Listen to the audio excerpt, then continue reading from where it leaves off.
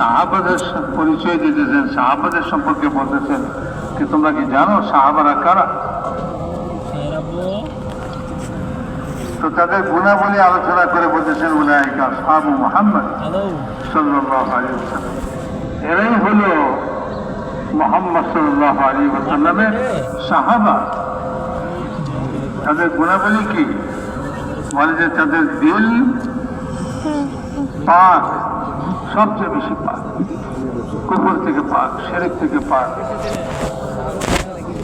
ঘৃণা হাসাদ থেকে পাক, হিংসা থেকে পাক, দুশ্মনী থেকে পাক, এই সমস্ত খারাপ গুণাবলী থেকে তাদের দিল পাক। তো পাক দিলওয়ালা তারা, তাদের দিলের মধ্যে কারোর জন্য হাসাদ নাই, হিংসা নাই, কারোর জন্য আদাওয়াত নাই, শত্রুতা নাই, তাদের দিলের মধ্যে কুফর নাই, শিরক নাই, কুফর শিরক থেকে পবিত্র তাদের দিল, এবং হিংসা বিদ্বেষ থেকে তাদের দিল পবিত্র। আবার না আছে কুলুবান, দিল তাদের একেবারে এরকম পাক পবিত্র। মেরে মহতারাম দোস্ত বুঝব, বলে যে দিলের মধ্যে কোনো হিংসা নাই কারো প্রতি, দিলের মধ্যে কারো প্রতি দুশ্মনী নাই। তো দুশ্মনী থেকে পাক, হিংসা থেকে পাক, শত্রুতা থেকে দিল পাক, কুফর থেকে পাক, শিরক থেকে পাক।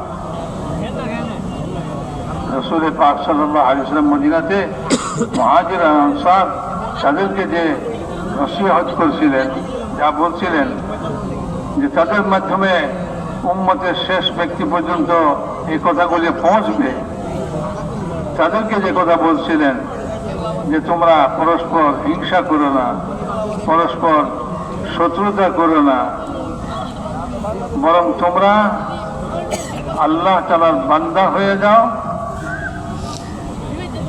এবং আপোষে ভাই ভাই হয়ে। আল্লাহ তাআলার বান্দা হওয়ার অর্থ যে আল্লাহ তাআলা বান্দা হিসাবে আল্লাহ যা বলছেন তাই করো, তোমার জিন্দগি বন্দগি वाली জিন্দগি। এই যে দাওয়াতের কাম উনি বলেন যে কাজের দ্বারা তো ইবাদত করা দরকার, কিন্তু আমরা ইবাদতের লাইনে শূন্য হয়ে গেছি। অথচ ফেরেশতারা কেউ রুকুতে আসে তো কিয়ামত পর্যন্ত রুকুতে, কেউ সেজদায় আসে কিয়ামত পর্যন্ত সেজদায় থাকবে। হযরত আব্দুল্লাহ ইবনে ওমর রাদিয়াল্লাহু তাআলার ভক্তরা যারা, শাগিদরা যারা ছিলেন, তাদের মধ্যে এমন এমন ইবাদতের গুণ ছিল যে এশার ওযু দিয়া ফজরের নামাজ পড়ছে, মাঝখানে ওযু করা লাগে না, ওযু ভাঙে না। এরকম জিনিস তারা নিচ্ছে।